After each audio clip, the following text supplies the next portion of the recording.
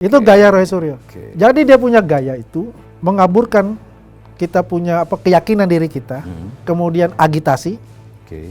ya kan? Dan ketiga itu noisy, artinya membuat keributan sehingga tidak terdengar oleh pemirsa. Roy Suryo sendiri kalau secara akademis, ya, dia itu ada dari rumpun sosial kan. Kalau telematika itu adalah rumpunnya Saintek. Oke. Alumni dari UGM Ilmu Komunikasi. Kemudian S2-nya itu manajemen rumah sakit. Oh gitu loh. Ya. Kok Di UGM juga. S3-nya itu ada manajemen SDM, sumber daya manusia. terus telematika Telematika dari mana? Nah, itu menyambut apa tadi kata Bang Teddy tadi, Bang Rocky Gerung. Artinya telematikanya dia kuliah di Universitas Media. Jadi media lah yang memberikan gelar profesor atau gelarkan ahli kepada Roy Suryo. Bang Roy, saya undang ya. Saya mau klarifikasi nih. Ya, benar nggak Anda nggak punya jurnal, Anda nggak punya pendidikan untuk mendapatkan label keahlian telematika. Telematika ya. Nanti kita akan undang nih Bang. Undang ya. Nah, supaya karena ini jelas berimbang. sekali. Dan itu garansi juga lah dari Panglima TNI dan Kapolri.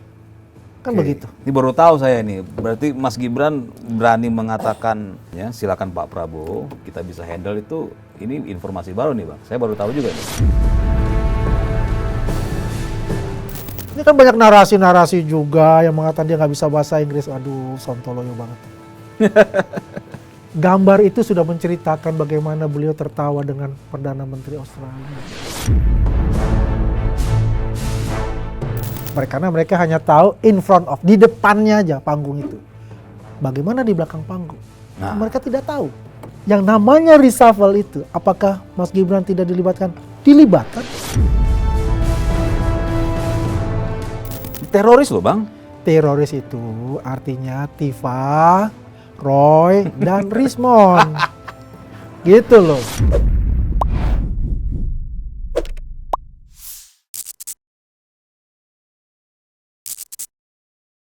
Ya, pemirsa bertemu kembali di program OTT On The Table. Hari ini kita mengundang Bang Andi Aswan. Ya, beliau adalah koordinator relawan Juang Prabowo Gibran yang ya bisa dikatakan 6 bulan belakangan ini warawiri terus ya di berbagai media ya. Beliau menetralkan akal sehat ya, di mana begitu banyak gempuran-gempuran hoax ya, gempuran-gempuran fitnah dan provokasi-provokasi ya, beliau salah satu orang yang meluruskan kembali ya agar supaya masyarakat mendapatkan informasi yang berimbang ya dan mendapatkan informasi yang bisa diterima oleh akal sehat. Kemarin juga saya sempat nonton nih Bang Andi Aswan ini sempat membuat Rocky Gerung keluar dari arena gitu kan.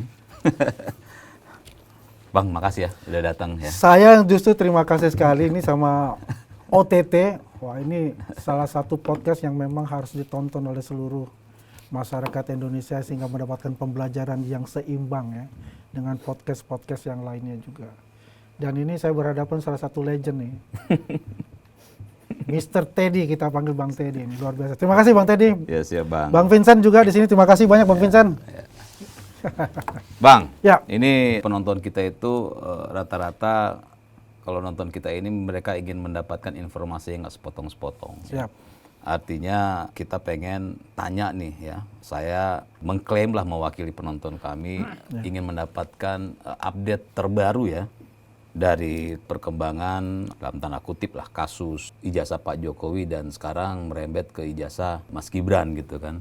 Bisa nggak diinformasikan update terakhir sampai sejauh mana sih? Jadi untuk update terakhir itu ya, orang mengatakan bahwasanya ijazah Jokowi itu stagnan ya. Mungkin di pihak mereka itu mengatakan itu. Tapi itu tetap berjalan dan kita juga pahami bahwasanya bulan Agustus kemarin itu sudah terjadi sesuatu ya, akhir Agustus, sehingga menyita perhatian pihak Kepolisian Republik Indonesia untuk menuntaskan kasus anarkis ya. Seperti itu. Jadi kan ada 3.000 orang yang ditahan di seluruh Indonesia, kan itu mesti dipilah-pilah oleh mereka. Siapa yang mahasiswa, siapa yang ikut serta saja ya, ikut-ikutan, siapa yang memang provokatornya kan seperti itu. Dan kita akui bahwa itu memang membutuhkan fokus dan juga membutuhkan tenaga resource yang cukup besar juga. Saya rasa juga semua penyidik itu diterjunkan untuk bisa menyelesaikan dalam waktu secepatnya kan. Karena ini adalah atensi nasional maupun juga atensi internasional untuk itu. Kita pahami untuk itu. Tapi kita mengetahui bahwasannya minggu yang lalu baru kita punya saksi ahli itu ya sudah diperiksa, sudah saksi ahli sudah terakhir ya. Artinya kita tinggal menunggu proses gelar perkara itu kapan, dan kami berharap ya pertengahan Oktober ini sudah dilakukan gelar perkara gitu. Karena kalau kita menunda terus, tidak ada satu urgensi ya di negara kita ini seharusnya memang harus segera diselesaikan. Karena kita ini sudah terpolarisasi nih, Bang Teddy, ya. Bayangkan ya, sekarang di warung kopi, di warung Tegal itu bicaranya itu semua. Dan mereka semua seperti jadi pengamat politik gitu loh. Akhirnya yang terjadi, katakan begini sebagai contoh misalnya, penjual wartegnya itu adalah yang sangat mendukung Jokowi. Pelanggannya ini mendukung pihak sebelah, teroris ya, pendukung teroris ini. Akhirnya apa yang terjadi? Yang pendukung teroris ini yang biasa dia makan di situ itu ya, akhirnya tidak mau makan di situ kan. Ataupun juga menjelek-jelekan pedagangnya gitu loh. Nah ini kan jadi kan suatu kegaduhan di mata masyarakat. Itu hal yang masyarakat sangat kecil. Bawah aja. Masyarakat paling bawah. Bisa sampai berdebat gitu ya. Berdebat begitu Bang Teddy. Ya artinya atensi masyarakatnya sangat luar biasa untuk di kalangan bawah ya. Dan itu meracuni. Nanti saya mau tanya ya, teroris itu apaan? Ya boleh. Jadi itu meracuni ya sendi-sendi kehidupan kita berbangsa dan bernegara. Udah sampai paling. Sudah menyentuh itu. Ya karena ya kenapa bisa terjadi gitu ya? Memang ada ruang publik yang diberikan kepada mereka juga. Makanya ya kami dan teman-teman juga muncul itu persis yang dikatakan Bang Teddy tadi sebelumnya. Kita untuk menetralisirkan, memberikan informasi yang bukan DFK gitu loh. DFK itu kan disinformasi, fitnah dan kebencian. Sedangkan mereka melakukan DFK terus kepada Pak Jokowi sebagai mantan pemimpin, mantan Presiden Republik Indonesia ya. Dan juga kepada kami juga kan begitu. Ya, dia kan kita kan termul gitu. Dia nggak tahu itu apa artinya termul. Apaan termul? Terlalu mulia untuk membela kebenaran. Ya kan? Bang Roy Suryono, beda ya termulnya ini. Beda dia termulnya itu. Dia kan bisa menjelaskan itu. Kalau kita katakan dia, aduh ini orang keledung banget. Apa keledung lagi nih? Keledai dungu. Iya, karena ini sudah dijelaskan kembali lagi. Jadi pengulangan terus ya? Pengulangan terus dan mereka denial lah untuk apa? Bahwasa ini suatu kebenaran. Tapi yang kalau itu kebenaran itu menurut versinya dia akan sanjung terus tuh. Coba kita lihat di mana pemikiran ada pasar pramuka, ya kan? Yang katanya ijazah dibuat pasar pramuka, Bang Teddy. Iya. Muncul namanya satu aktor namanya Betor, betul nggak? Ya betul. Dia bicara 2012 waktu zamannya gubernur. Padahal saya ada di situ sebagai tim kampanye. Nah, ketika dia mengatakan Menteng 22, saya bilang ini berarti bukan masuk di dalam tim kampanye. Namanya itu Jalan Borobudur nomor 22. Bukan Menteng 22. Bukan Menteng 22. Berarti dia mendapat informasi dari orang yang ada di sana gitu kan. Mungkin jadi katakanlah quote-unquote juga dari tim kampanye memberikan informasi yang salah kepada dia. Kan gitu. Hingga menimbulkan satu lagi isu hot ya yang dikaitkan dengan ijazahnya Jokowi. Ini kan ini ada grand design ini, jadi step by step itu skenario jalan nih. Ya, sampai yang terakhir ini dengan Mas Gibran ini. Karena sasaran antaranya itu adalah Pak Jokowi dulu. Ya. Ketika itu muncul lah ya, juga menghancurkan karir Pak Paiman karena dikaitkan juga bahwa Pak Paiman yang membuat di kiosnya ijazah palsu itu. Yang pramuka itu ya? Iya, itu fitnahnya luar biasa itu. Itu saya bilang gila ya. Orang Pak Paiman tidak mengetahui apapun, memang beliau itu dulu adalah tim relawan Pak Jokowi dari 2012. Dikaitkan itu, ya kan, sehingga menimbulkan suatu polemik ya di masyarakat juga akhirnya menjadi sesuatu penuduhan secara fitnah kepada beliau. Kasian juga karirnya untuk itu kan. Tapi untuk kita tetap tegak lurus dengan atas nama kebenaran untuk itu. Akhirnya terbuka. Kemudian mengaitkan pula dia dengan kayak di Geng Solo yang dibilang teman-teman saya Widodo lah disebutin semua kan, Dennis kan disebutin semua. Ketika itu saya patahkan semua. Malah saya minta Dennis Anda telepon saya, tolong kasih ke Bang Aiman ya. Saya punya WA. Kalau perlu saya akan ngomong untuk mematahkan asumsi Betor itu. Tapi kan kita paham teknik yang digunakan oleh Roy Suryo dalam berdebat itu, ketika sudah ke pojok dia akan buat noisy, ribut, sehingga tidak terdengar kita ini. Iya kan saya kalau nonton itu akhirnya ketika orang menjelaskan Dia akan ribut. dia ribut terus jadi nggak tahu apa yang mau Kita apa disampaikan. kita mau sampaikan? Oke. Oh itu teknik itu ya? Itu tekniknya dia. Oke. Itu gaya Roy Suryo. Oke. Jadi dia punya gaya itu mengaburkan kita punya keyakinan diri kita, kemudian agitasi, Oke. ya kan? Dan ketiga itu noisy, artinya membuat keributan sehingga tidak terdengar oleh pemirsa. Itu yang dia akan dilakukan kayak gitu. Oke Bang. Ya. Bang, saya tertarik yang tadi yang soal pramuka 2012 soal gubernur kan. Ya. Artinya kalau dalam tanda kutip si ijazah itu adalah ijazah palsu 2012, tapi kan Pak Jokowi menggunakan ijazah di Solo. Itu gimana logikanya tuh, Bang? Ya itu dah logikanya kan menyusun grand design strategi itu. Mesti kan dia pikirkan kan dari awal hingga akhir kan. Iya. Ini mikirin di tengah-tengah gitu. Ya saya baru dari omongan abang aja saya langsung mikir, loh Iya. Pak Jokowi kan mulainya bukan dari gubernur. Iya. Artinya kalau beliau menggunakan ijazah palsu mulai 2012, 2012 kan gubernur. Sebelumnya dikurangin 10 tahun. ya artinya waktu jadi wali kota dia menggunakan apa? Tetap Dia ijazah yang sama. ijazah yang sama kan? Legalisir aja juga. Nah, jadi ya nggak nyambung nih Bang jadi. Nggak nyambung. Kan? Jadi. Cuma kalau kita lihat lagi, kita ke belakang ya, waktu di wali kota. Itu kan digembar-gemborkan bahwa dia tuh ijazahnya ada 2, Dr. Andes dan Insinyur Kehutanan. Oke. Nah itu gimana tuh? Dia itu mengacu ya, Roy Suryo itu mengacu kepada ada berita online ya mengenai kunjungan Pak Jokowi di Seritek. Oh iya, oke. Typo error lah ya, ditulis Dr. Andes. Itulah yang dijadikan mereka, ini loh ada berita yang gini. Ini sontoloyo lah, gini orang kayak begini gitu ya. Oh hanya berdasarkan dari media itu? Masa media. Oke. Dan mereka ya tidak pernah berdasarkan data yang otentik. Satu, media yang dilihat. Kedua, kata-katanya.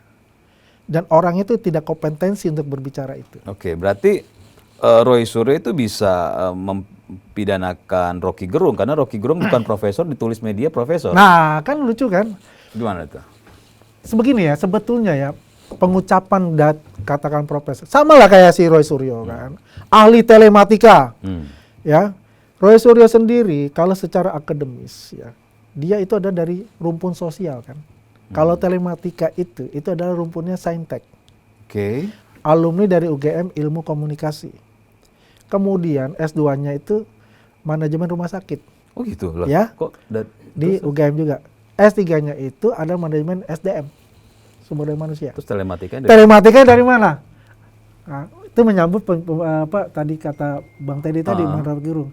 Artinya telematikanya dia kuliah di Universitas Media. Jadi media lah yang memberikan gelar profesor atau gelarkan ahli kepada Roy Suryo. Nah ini terus diucapkan, akhirnya menjadi kebiasaan. Oke. Ya, dan ini yang saya bantah waktu di salah satu stasiun TV. Ya, di mana korelasinya. Kalau kita dikatakan ahli, pertama dia punya jurnal yang diakui nasional maupun internasional. Kedua, dia masuk ke spesifik dari keahlian dia itu suatu organisasi dan diakui di situ. Oke. Yang ketiga adalah related, dia punya gelarnya itu, kuliahnya. Roy Suryo punya nggak? Nggak.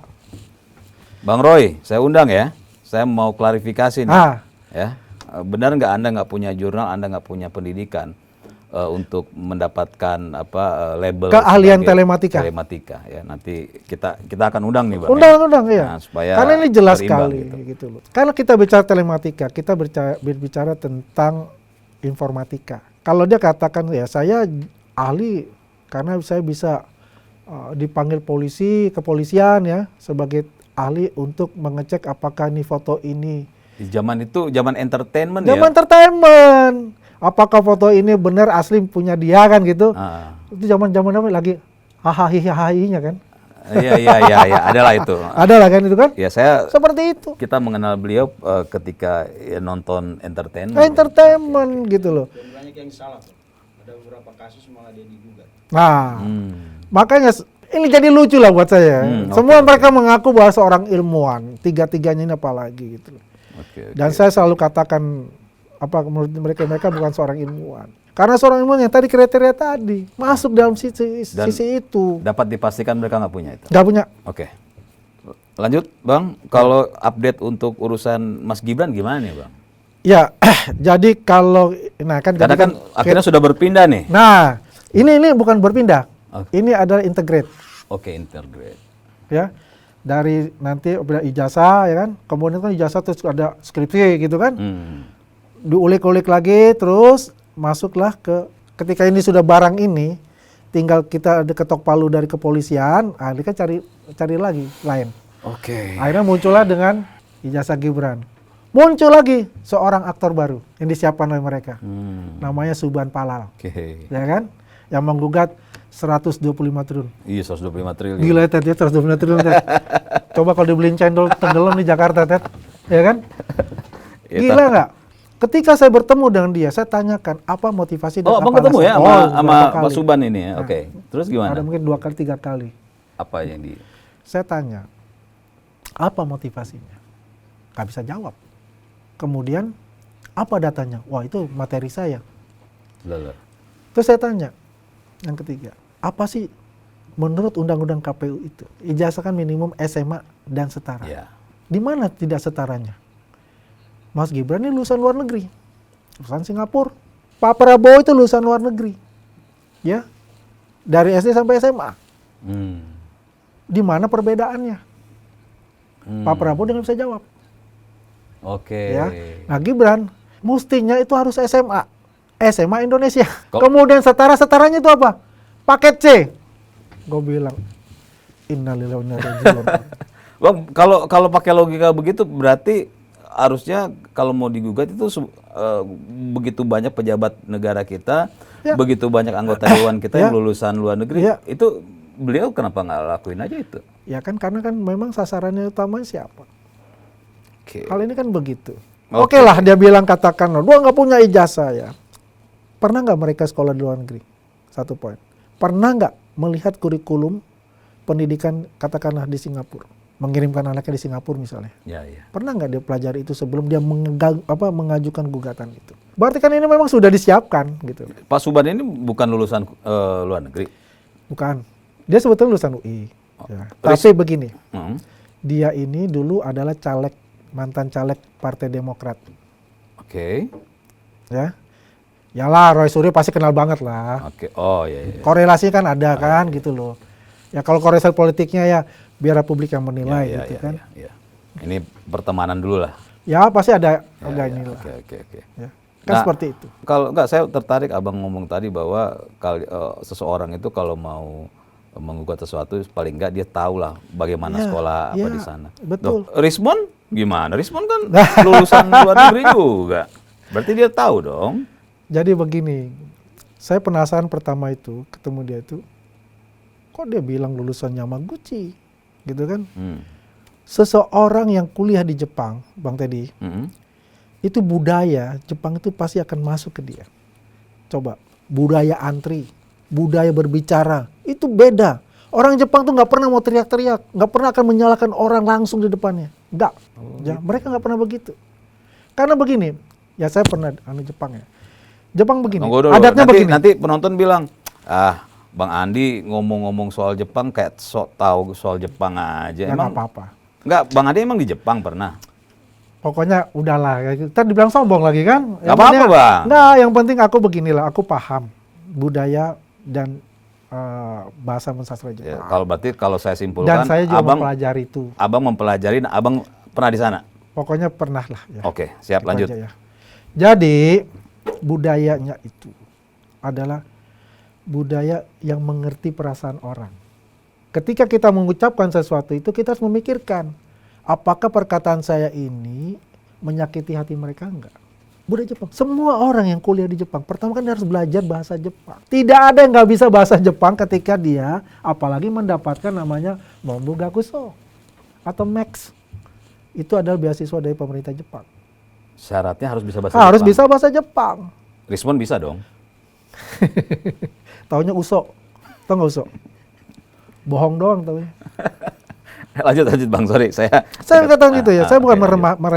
merendahkan beliau. Nggak, ini Tidak. kalau kita membicarakan begini. Sorry, pemirsa juga harus tahu Ya. bahwa kenapa kita membicarakan orang, karena yang dipermasalahkan oleh pihak mereka ini orang juga kan. Ya. Artinya yang disampaikan oleh Bang Andi adalah seseorang itu kalau mau menilai sesuatu, dia adalah pelaku dan dia adalah orang yang tentu kalau apalagi Jepang budayanya itu harus masuk gitu kan. Pasti masuk. Lanjut Bang. Ah, ah. Soal budaya dulu nih. Nah, budaya Jepang itu satu yang terkenal mereka kan, budaya antri. Dan budaya hormat menghormati. Apalagi dengan senior. Penting untuk itu. Kalau kita nonton lah ya, coba anime aja kita nonton, abis nyebrang jalan, dia nggak langsung keluar kan, dihormat dulu. Itu satu kebiasaan dari kecil memang diterapkan gitu. Gitu loh. Dan tidak pernah akan ngomong keras loh. Dan selalu akan merendah. Dan dia tuh based on data, fakta. Oke. Itulah seorang yang tanya ada semua lulusan dari Jepang. Ada kan persatuan alumni Jepang Persada.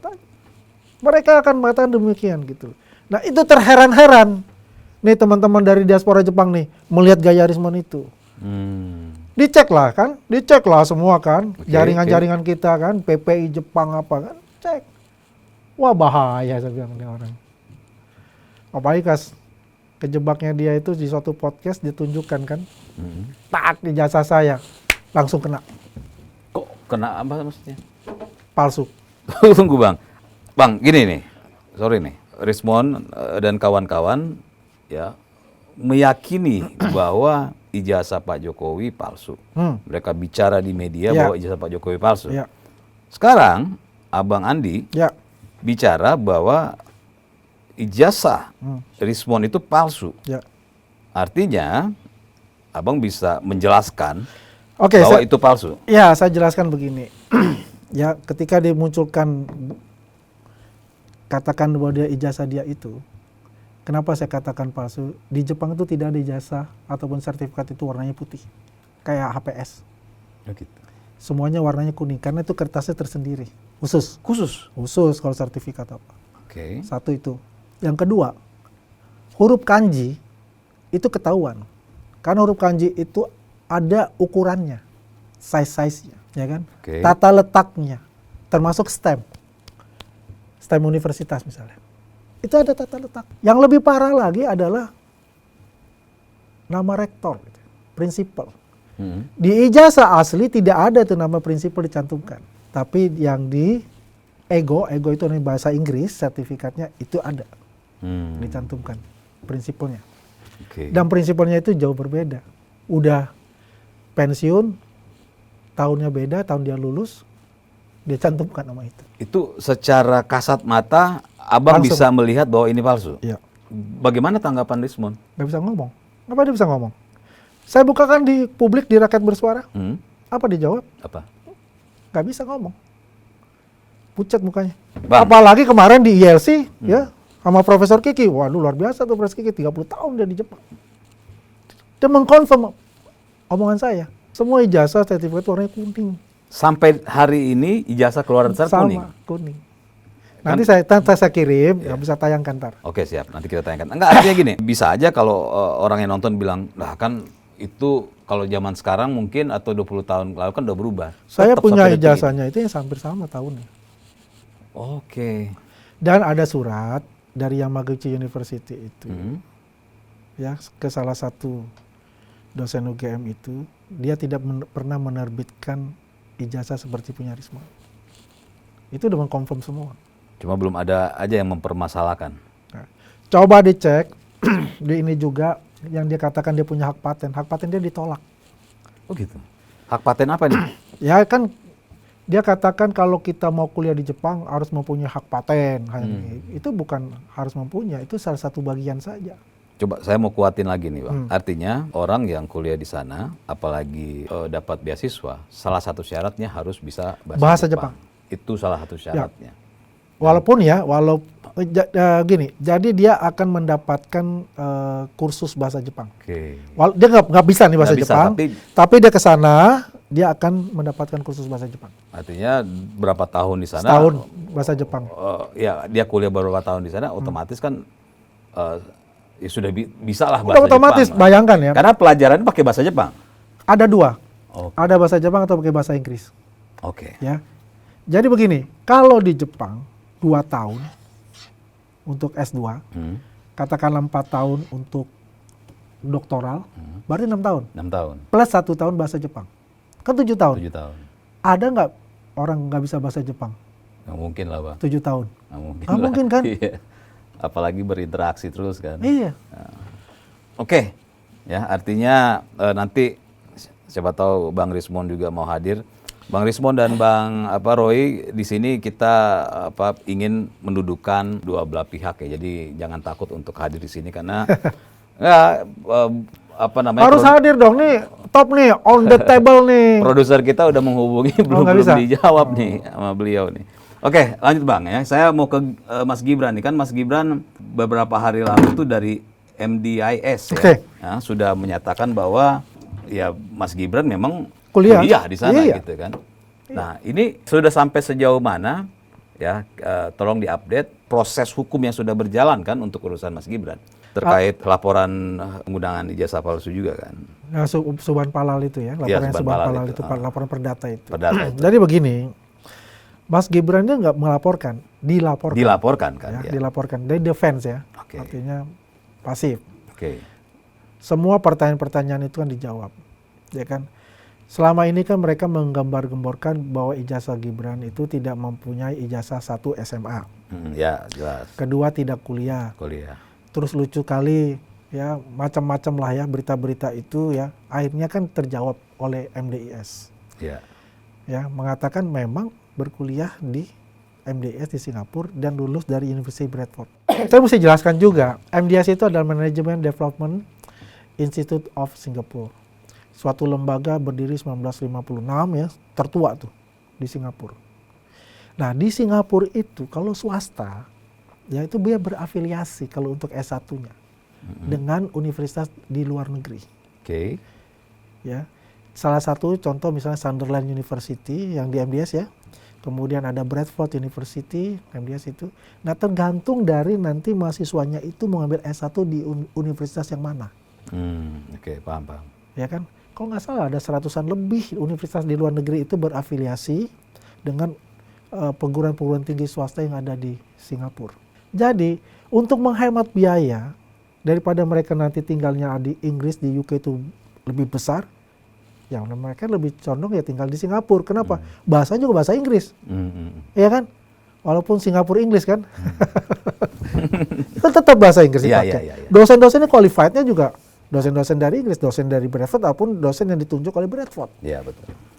Kan begitu. Sistem pengajarannya juga sistem pengajarannya di UK. Nah, di mana permasalahannya? Dia katakan, lucu juga Roy Suryo mengatakan, kuliah di Inggris kok di Singapura belajar. Nah, ini berarti kudet, kurang update dia. Kan begitu. Ya, gini Bang, kita berkaca terkait kasus Pak Jokowi ya, Ya. di mana kalau ini kan baru MDIS ya yang bicara. Kalau Ya. untuk kasus Pak Jokowi kan sudah KPU RI, sudah KPUD, sudah UGM, Ya. Bawaslu dan segala macam ya. Ini tetap ya menyatakan bahwa ini palsu. Ya. Ya, tetap mereka mengatakan Ya. tetap ini palsu ya, Ya. dan proses berjalan. Saya baca ya banyak sekali orang yang teriak-teriak atau mengatakan, kemarin juga saya sempat live, banyak pertanyaan, kok lama? Kok lama? Ini ada yang masuk angin atau apa? Coba Bang, apalagi saya baca ya Abang dan kawan-kawan juga ikut ya. Ya, jadi begini Bang Teddy ya. Dari awal Pak Jokowi melaporkan ke Polda Metro Jaya mengenai hal ini Ya. 6 bulan yang lalu. Oke. Terus berkembang dan kita memahami juga ya bagaimana Polda Metro Jaya yang sebelumnya kan bukan Polda Metro Jaya, Ya. beberapa Polres ya, kemudian ditarik ke Polda Tarik ke Metro Polda Jaya Metro, ya. semua, hingga ada 4 pelapor, termasuk Pak Jokowi, ya kan? 1 dari kami itu dari Rejo ya, Andi Kurniawan, Peri Bersatu, ada Lecumanan ya kan. Nah, jadi berdasarkan dari laporan-laporan ini kan diolah sama Polda Metro Jaya, memanggil semua saksi-saksi. Tempatnya ya, lokusnya aja coba lihat. Solo, Jogja, Sleman, terus di Jakarta. Nah ini kan banyak sekali orang-orang yang dipanggil untuk dijadikan saksi. Baik saksi pelapor maupun saksi terlapor. Dari itu saja ada 100 lebih dari pelapor ya. Artinya dari yang berkaitan. Ya, berkaitan. 100 saksi. Baik saksi pelapor dan juga saksi ahli. Kemudian ada 500 alat bukti. 500 alat bukti. Bisa nambah nggak? Saya kurang tahu, tapi yang jelas itu sekitar 500. Artinya 2 alat bukti aja sudah cukup sebetulnya kan? Iya. Kalau KUHP kan? Iya. Ini 500 alat bukti gitu loh. 100 lebih yang namanya saksi. Iya. Itu kan membutuhkan waktu. Satu saksi kan bisa 4 kali dipanggil. Betul. Kan? Berapa jam? Jam gitu kan. Bayangin kalau 100 itu 3 kali atau 4 kali orang dipanggil kan waktunya kan panjang. Iya. Ya kita memahami. Cuma kan kita juga melihat bagaimana sih akar rumput, bagaimana sih masyarakat yang terbelah untuk hal ini. Iya. Ya kan? Yang abang bilang tadi yang di warteg aja Di warteg aja bisa berantem. Oke. Ya. Artinya memang atensi ini kita harus ditingkatkan. Tidak lagi kita the business as usual gitu lah. Seperti biasa kayak gini. Enggak. Ini sudah atensi publik yang sangat luar biasa karena sudah terpolarisasi, sudah sangat tajam. Betul. Karena ini sudah menyinggung dengan Wapres Mas Gibran. Udah nggak ada korelasi sebetulnya. Tapi gambaran kita selama ini akan ke situ sasarannya. Akan ke situ? Akan ke situ sasarannya gitu. Dari munculnya ijazah Jokowi itu ada pemakzulan dari para purnawirawan, TNI, ya kan. Muncullah lagi pemain baru yang namanya untuk ijazah Mas Gibran. Terus gitu kan. Ini ada suatu kelucuan-kelucuan. Katakan kayak ada film namanya Alangkah Lucu Negeri ini kan. Alangkah lucu, iya ada tuh filmnya. Ada filmnya kan? Ya. Jadi yang kita semua akhirnya melihat kondisi seperti itu untuk menunjukkan juga bahwa relawan Pak Jokowi itu masih ada, masih solid. Cuma nggak bersuara kencang dulu nih. Kita defend. Oke. Kita nggak mau menyerang sesuatu itu kalau memang tidak kenyataannya tidak yang di FK itu, baru kita defend. Kita defend untuk sama. Oke. Tapi serangan mereka ini udah serangan menggunakan howitzer, tembaknya udah kemana-mana gitu kan, siapapun akan kena gitu. Ini kita harus luruskan untuk itu. Ya, memberi pencerahan kepada publik. Kenyataannya bukan begini loh. Kenyataannya ini bukan begini dan kenyataannya seperti ini. Kita menduduki. Memang publik yang menilai. Sudah ada ya sebaran juga bahwa sebenarnya dukungan ke atau pro Jokowi ini sebenarnya sudah bubar katanya. Nah, itulah. Kemarin kan ada. Kita ini lebih dari 100 ya. Relawan itu. Masih aktif. 100 relawan Jokowi belum anggotanya ya? Organ. Lebih dari 100 organ relawan. Belum anggotanya. Cuma kan kita begini. Instruksi kita adalah bagaimana membantu Prabowo Gibran, pemerintah Prabowo Gibran. Sebelumnya, ya kita memang ditugaskan untuk backup penuh. Ya, waktu dalam kontestasi Pilpres kemarin. Dan kenyataannya jelas. Berhasil kan? Kita kerja berhasil. Jangan salah ya, apakah kita ini di backup dengan logistik? Enggak. Andi Aswan sampai sekarang nggak ada backup logistik. Gitu ya Bang? Serius? Saya katakan ini sejujurnya. Ada backup logistik? Enggak. Kemarin itu acara, urunan kita acara. Nggak ada dari Pak Jokowi ini? Demi Allah. Urunan kita kemarin itu. Karena apa kita? Karena kita yakin bahwa kita ini adalah yang benar. Bukan pembenaran kita bicara. Dari rangkaian-rangkaian yang terjadi itu akhirnya akan membangkitkan solidaritas kita sebagai anak bangsa. Kita tidak mau terpecah belah oleh anasir-anasir mereka. Karena ranah ini yang tadinya dikatakan ranah untuk mencari kebenaran, tapi udah masuk ke ranah politik. Cari pembenaran? Cari pembenaran. Gitu. Bang, sebelum saya nanya urusan Pak Prabowo dan Mas Gibran, saya mau tanya pertanyaan iseng aja nih. Ya, siap. Abang ini ya ngomongnya itu lantang. Kalau mungkin orang sana mengatakan ini seenak-enaknya, nuduh orang teroris, ya. Lalu menuduh palsu. Ini kan ya bagi saya ini terlalu berani gitu Bang. Ya. Iya, saya sebelum melakukan sesuatu ataupun berdebat dengan saya pasti research. Teroris loh Bang. Teroris itu artinya Tifa, Roy, dan Rismond. Gitu loh. Nemu aja cara ngelesnya. Iya kan, mereka bilang kan kita termol. Konotasinya dia kan termol itu negatif banget ya kan. Kita manusia dibilang ternak. Konotasi kita kan beda, kita ya terlalu mulia. Termol terlalu mulia ya. Ya kan? Nah dia katakan itu boleh dong kalau kita katakan dia teroris, apa salahnya? Karena itu inisial mereka kan. Tifa, Tifa. Roy, Roy-nya kita ambil kan. Rismond, Risnya kita ambil. Teroris. Gitu. Tapi Bang, di kepala orang kan bisa menghubungkan bahwa kelakuan ya, mereka bisa dikonotasikan atau dianggap oleh Abang teroris gitu. Ya itu kan terserah publik. Sedap. Ya kan? Emang ini pemain keren nih. Bang, saya mulai serius lagi nih. Prabowo Gibran ya. Ya. Kan ini kan Abang ada koordinator relawan Juang Prabowo Gibran. Ya. Ini pertanyaannya kan sebelumnya banyak yang ingin memecah belah antara Pak Prabowo dan Pak Jokowi. Lalu Pak Prabowo berkali-kali ya, saya pun menghadiri beberapa acara Pak Prabowo itu diulang-ulang bahwa ada yang ingin memecahkan saya dan Pak Jokowi.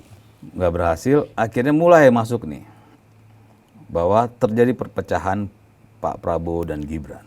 Nah, Abang bisa jelasin nggak ya apa yang terjadi atau ada cerita-cerita yang boleh disampaikan ke publik ya mengenai Pak Prabowo dan Pak Gibran, karena ini sudah di mana-mana ketika Pak Gibran lagi sendirian narasinya udah dianggap ditinggalkan dan segala macam, dan belum ada, jadi mereka mencocokologi belum ada statement Pak Prabowo seperti Pak Prabowo membela Pak Jokowi, belum ada statement Pak Prabowo mengatakan saya diisukan pecah dengan Mas Gibran. Nah, kalau ada hal-hal yang bisa disampaikan dan atau ada behind the scene yang kita nggak tahu kan, Abang orang bisa dibilang yang dalam lah. Apa sih Bang? Coba dicerahkan. Iya. Jadi begini, Pak Jokowi dan Pak Prabowo bestie. Oke. Pak Prabowo dan Mas Gibran duit tunggal, ya kan? Jadi kita bicara begini, kalau Pak Prabowo berbicara mengenai hal ini, beliau adalah seorang kepala negara, kepala pemerintahan. Itu akan jelek juga di mata publik. Kenapa saya bilang? Dia kan harus netral, berdiri di atas semua golongan. Yang penting beliau paham apa yang terjadi itu. Apakah ini bisa bertindak makar atau tidak? Kan itu kan udah konteksnya negara kita bicara. Sebatas ini yang dilakukan ini, menurut saya, sah-sah saja mereka berkonotasi semacam dan sebagainya. Karena mereka hanya tahu in front of, di depannya aja panggung itu. Bagaimana di belakang panggung? Nah. Mereka tidak tahu. Yang namanya reshuffle itu, apakah Mas Gibran tidak dilibatkan? Dilibatkan. Tahu dari mana dilibatkan? Dari beliau sendiri. Oh? Dari Mas Wapres. Abang ketemu Mas Wapres? Ketemu Mas Wapres. Jadi sebelum publik tahu ada pergantian, Mas Gibran udah tahu. Oke. Itu mereka berkomunikasi terus. Ini bapak dan anak dalam ibaratnya gitu. Ya. Mas Wapres ini luar biasa nih, mendapat mentor hebat nih. Dari Pak Jokowi, dari Pak Prabowo. Dan mendapat lawan hebat juga kan? Lawan hebat juga, ya kan? Anak muda dapat lawan kelas kakap semua. Iya, tapi saya ada suatu kegaguman pada diri saya ketika saya berbicara dengan beliau. Dia katakan, spotlight, ya, sorotan itu bukan pada saya. Sorotan itu hanya satu, Presiden Republik Indonesia Pak Prabowo. Makanya Mas Andi, saya itu tidak mau disorot atau apa itu. Penugasan ditugaskan, saya kerjakan. Kenapa waktu beliau? Benar penugasan di Papua. Ya itu, saya mau nanya itu gimana? Kenapa di Papua? Karena beliau diberikan wewenang penuh untuk menyelesaikan semua permasalahan-permasalahan untuk Papua. Apapun itu. Kemudian beliau menggantikan Pak Prabowo di PNG sebagai utusan ataupun sebagai wakil presiden dalam ulang tahun Papua Nugini yang ke-50. Ini kan banyak narasi-narasi juga yang mengatakan dia nggak bisa bahasa Inggris. Aduh, sontoloyo banget. Gambar itu sudah menceritakan bagaimana beliau tertawa dengan Perdana Menteri Australia. Iya. Ya kan? Iya. Simpel aja. Iya. Gitu loh. Nggak mungkin ya kalau tidak ada saling ini interaksi yang katakanlah bahasa Inggrisnya acak-adut, nggak mungkin. Gitu loh. Dan dulu waktu dia wali kota kan pernah bikin acara itu di Paris, di Prancis. Oh iya Ingat kan? ingat. Dia kan pakai bahasa Inggris. Masalahnya Bang, yang data-data begini nggak ada lagi yang angkat nih Bang. masalahnya. Nah, itu dia. Ya kita sih berharap sih kepada stasiun TV gitu, cobalah mencari itu. Jadi ada pembandingan gitu. Kalau udah katakan narasi-narasi, kita bikin kontra narasinya. Ini ada kontra narasi seperti ini gitu. Karena gambar itu kan bisa berbicara dengan 1000 kata-kata. Iya. Gitu. Jadi itu di depan sama di belakang kan. Beda ya. Nah, Mereka solid. Nah, kan begini nih, semakin Mas Gibran, ini udah dapat jawaban ya artinya kita. Saya pun jujur nih, kok Mas Gibran apakah benar-benar fotokopinya Pak Jokowi ya? Beliau benar-benar tidak menyampaikan atau membantah berbagai isu yang dialamatkan ke beliau. Artinya sudah terjawab bahwa beliau tidak ingin ada menjadi sorotan. Menjadi sorotan. Oke. Sorotan hanya satu, Presiden Republik Indonesia. Dia katakan. Mas Gibran kerja nggak di Papua? Waduh, kerja banget. Kerjalah di sana. Tanya orang Papua bagaimana Pak Jokowi atau Mas Gibran di sana. Kerjalah mereka. Nah, ya kan? Ini Ini aku tambahin nih. Oke. Waktu kejadian demo itu, ingat kan? Yang Mas Gibran kan dia nggak ke tempatnya Afan, tapi ke tempat yang satu lagi, yang di Tangerang Selatan, menghadiri. Ada salah satu juga ojol yang kena. Begitu, itu dia kerja dalam silence gitu loh.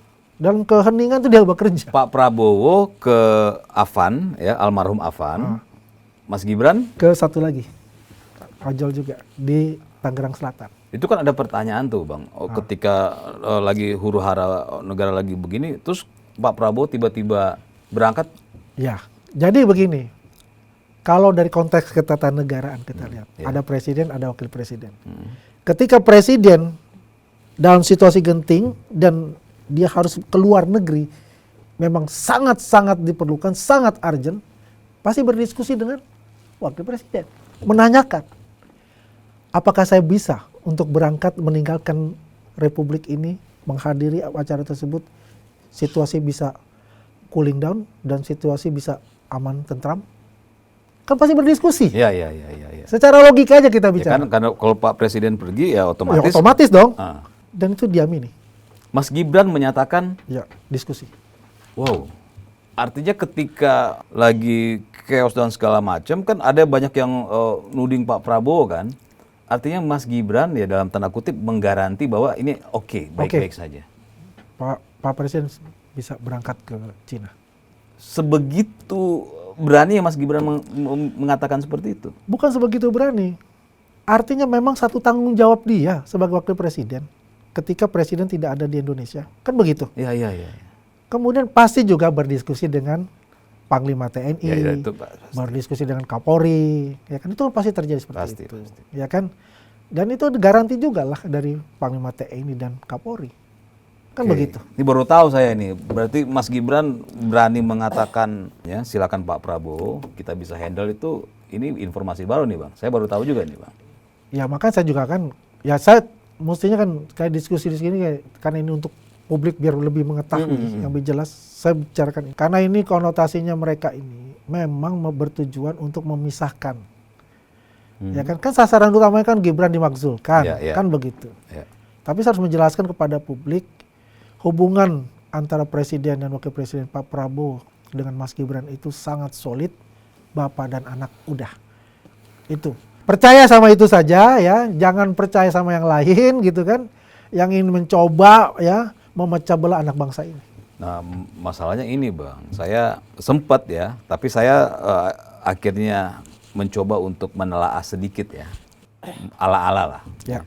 Ternyata ada beberapa pihak yang mulai memberikan statement di media sosial bahwa kalau bukan Mas Gibran, ya kan, Ya. nggak bakal Pak Prabowo jadi. Tapi pas setelah saya telah ternyata orang itu bukan orang Prabowo Gibran, itu pemain luar Bang. Nah ini dan makin lama tuh ternyata semakin ada orang-orang palsu yang menyebarkan itu. Ini yang saya takutkan pendukung Prabowo atau pendukung Mas Gibran ini terprovokasi gitu. Bang Gimana? Teddy, di Bang Teddy ya. Ah. Karena kita sering banget digituin, jadi kita udah biasa aja ngeliatnya. Oh, jadi Banyak Valentino Rossi apa tuh? main di tikungan semua. Jadi aman ya teman-teman relawan Kita yang kita garis keras ini aman. aman ya Bang ya. Nggak ada masalah untuk itu. Mau cerita mau apa tuh, kita kan komunikasi kan langsung. Karena saya sampai akhirnya sedikit bersusah payah untuk mencari tahu ternyata ini orang-orang ini bukan orangnya Prabowo Gibran atau bukannya Projo gitu, tapi mengatasnamakan lalu mereka seolah-olah menyerang pihak Pak Prabowo kan. Ini saya bilang nanti kalau Bang Andi datang saya pengen tanya. Ya. Aman Bang ya? Aman, tenang aja, aman. Ya? Kita itu tegak lurus, Prabowo Gibran. Bang, ini ada beberapa pendapat dan saya pun berpendapat yang sama sudah dari beberapa tahun lalu. Saya cuma mau men-challenge sama nggak pemikiran kita. Ya. Ini mulai banyak serangan yang liar ini, yang keras terhadap Pak Jokowi dan sekarang bersambung ke Pak Prabowo. Ini ada nggak kalau saya sih secara pribadi ya, saya udah beberapa tahun lalu udah mengatakan bahwa ini dimulai ya dengan serangan brutal terhadap Pak Jokowi lanjut ke Pak Prabowo. Ini ketika Pak Jokowi mencanangkan atau mengatakan kita harus hilirisasi, termasuk ketika Pak Jokowi melawan negara-negara asing terkait hilirisasi. Ya. Dan sekarang Pak Prabowo mengatakan akan melanjutkan hilirisasi dan pasal 33 itu akan Dan saya dari kacamata saya Bang, ya saya belum tahu nih dari kacamata Abang dan teman-teman Projo maupun relawan Prabowo Gibran, apakah ke sana larinya Bang? Banyak sih sebetulnya ya. Kalau kita lihat ada 2 organisasi yang dibubarkan oleh Pak Jokowi pada saat pemerintahannya kan. HTI dan FPI kan. Kemudian program populis beliau bagaimana mengambil Freeport dikuasai oleh negara kita ya. Dan beberapa katakanlah perusahaan-perusahaan asing ya. Terutamanya kita betul. Hilirisasi itu juga picu. Karena kan banyak sekali orang yang hidup dalam zona nyaman itu akhirnya dia katakanlah penduduknya terganggu kan gitu. Pasti ya mereka punya, saya kasih inisial oligarki hitam lah. Mereka bukan berusaha untuk itu. Baik di politik ya maupun dari sendi-sendi bersosialisasinya gitu, sosialisasi negaranya. Ya banyak semua sendi-sendi dia akan masuki gitu. Untuk membuat suatu kegaduhan sehingga pemerintah ini tidak akan dipercaya oleh rakyatnya kan begitu. Apa yang dilakukan sekarang Pak Prabowo ini kan berkelanjutan. Berkelanjutan ya. Ya kan?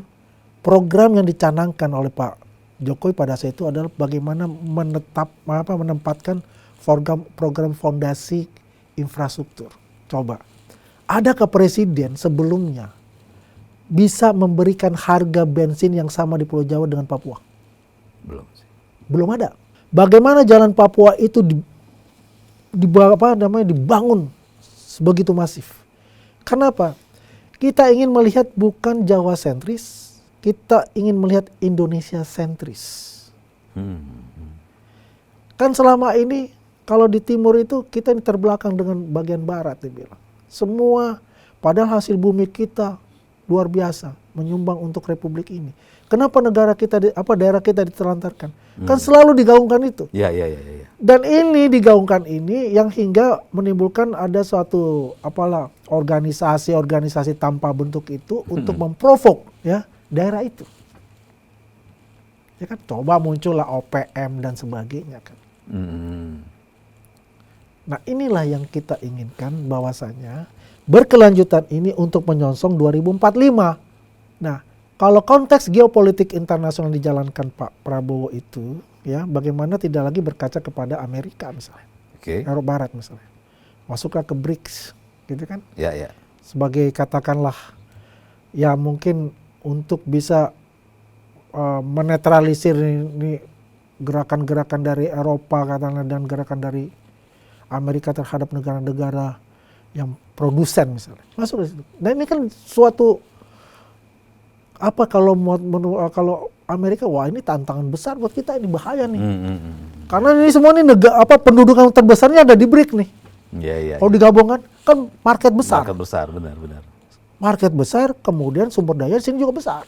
Apakah ini ada kaitannya dengan gonjang-ganjing di Indonesia? Saya rasa ada. Ada. Ada. Nggak Berarti- mungkin tidak ada. Berarti apa yang dikatakan Pak Prabowo dalam beberapa kesempatan bahwa pihak asing bermain ada. Pihak asing ada, jelas. Banyak lah ini agen-agen dari luar itu juga yang memakai proksi-proksi orang Indonesia sebagai agen di sini. Artinya huru-hara dan kekacauan yang selama Ya. ini mereka Iya, pemain. pemain juga. Nah. Ingat dulu ada namanya Pak Indonesia Gelap. Ya. Tagar Indonesia Gelap. Nah, itu Terus gimana? ada itu kan. Akan diakui kan oleh siapa? Oh iya, ada tuh yang ketangkap pengacara itu. ketangkap Melan, siapa namanya? Iya, ada tuh Yang perempuan ditangkap yang perempuan itu. Apa dia bilang? Saya yang biayai. Iya. Berarti oligarki hitam bermain di situ. Clear. Bang, Ya, terakhir Bang ya. ya. Saya mau tanya, apa yang Abang mau sampaikan ya ke publik terkait kasus Pak Jokowi, Mas Gibran, dan sekarang serangan terhadap Pak Prabowo. Silakan Bang. Apa yang Ya, mau makasih sampaikan? Bang Teddy ya. Pada dasarnya adalah kita ini meminta kepada Polda Metro Jaya untuk segera diselesaikan penyidikan ini dan dilakukan gelar perkara. Karena mereka ini ya, kalau mereka ini tidak dipenjara ditangkap ya jangan tersangka, ini akan terus membuat suatu kegaduhan dan kegaduhan yang lain yang tidak esensinya lagi gitu loh. Dan itu merupakan suatu gerakan-gerakan yang terintegrasi, diorkestrasi oleh seorang dirijen ataupun beberapa dirijen, baik dari dalam maupun dari luar. Sehingga yang terjadi adalah polarisasi di kalangan masyarakat paling bawah. Dan ini menurut kita adalah sangat berbahaya dan harus segera cepat untuk diselesaikan sehingga masyarakat sebagai anak bangsa ini akan tetap bersatu dan kebenaran yang hakiki itu benar-benar dapat dibuktikan nanti juga di pengadilan. Ya Bang. Terima kasih. Terima kasih banyak Ya, Bang Teddy. terima kasih Bang Andi. Pemirsa, saya rasa cukup ya apa yang sudah disampaikan Bang Andi Aswan tadi itu adalah berbagai pertanyaan-pertanyaan masyarakat ya, berbagai komentar-komentar masyarakat yang kita kumpulkan dan kita tanyakan langsung ke Bang Andi dan sudah ada jawabannya. Banyak hal-hal baru yang kita dengar ya, di mana bagaimana Pak Wapres kita ya yang ternyata punya sikap yang jauh dari gambaran para pembencinya ya, seolah-olah Mas Gibran tidak melakukan apa-apa, dan yang paling penting yang kita dapatkan adalah bahwa kasus-kasus yang sekarang ini disebarluaskan itu sudah berimpact terhadap masyarakat yang paling bawah. Ya, kita juga berharap bahwa segera diselesaikan agar supaya sudah ada kepastian hukum ya. Kepastian hukum sehingga tidak ada lagi ya narasi-narasi yang berkembang yang akhirnya hanya menjadikan masyarakat kita saling gontong-gontokan ya. Saya pikir cukup dan ditunggu komentar-komentar dari para pemirsa. Nanti komentar-komentar dari para pemirsa akan kita tanggapi ya di video selanjutnya. Bang, makasih ya Bang. Makasih banyak Bang Teddy.